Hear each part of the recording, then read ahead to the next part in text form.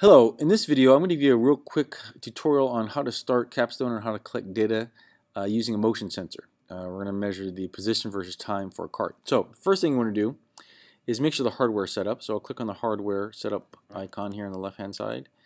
And if you have a spark link plugged in a motion sensor, this is the icon for motion sensor. You should see that right there. If you don't see it, I found that if you click choose interface and click on passport and automatically detect, that refreshes the sensors and it should appear there. So that looks good. We'll close it up. The template we'll start off to use is the table and graph template. So we'll click on that guy. And it gives you a data table and a graph. So typically we use time as the independent data and position as our dependent data. And the graph the same type of thing. So we'll go position here, that's dependent data, and it actually plugs in time for us. So I'm going to put a card on the track, and that's pretty much what you need to set up. I'll click record, and if you click on that, I'll stop it by clicking the same button. You'll see your graph. There's two buttons that are very useful. First is the zoom button, which is the first icon right there on the top of the screen. Right there, zoom. And when I click it, it basically zooms the data to the window so I can see all or most of the data. Another tool is called the coordinate tool, which is the crosshairs right here.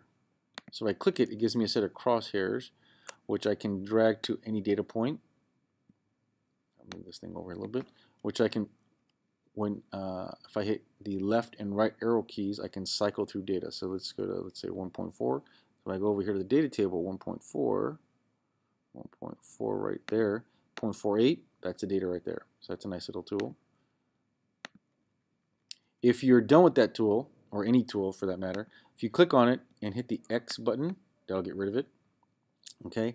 And if you want to get rid of the entire trial, it's a bad trial, you want to just start over, I can click the delete last run right here, and that'll get rid of all the data. And we'll try another one. In this one, I'll let the card accelerate all the way down the track. So I'll click record again and let it go down, and there's my data. Again, zoom, smart tool or the coordinate tool to get down here. Oops, right here. Let me drag it over a little bit and cycle through. And then if I'm done, I can click the delete run. If I want to get rid of this, click on that little tool and get rid of it. So that's a quick introduction to Capstone and how you collect position versus time data. In the next video, I'll give you some more features on velocity graphs and delta tools and things like that.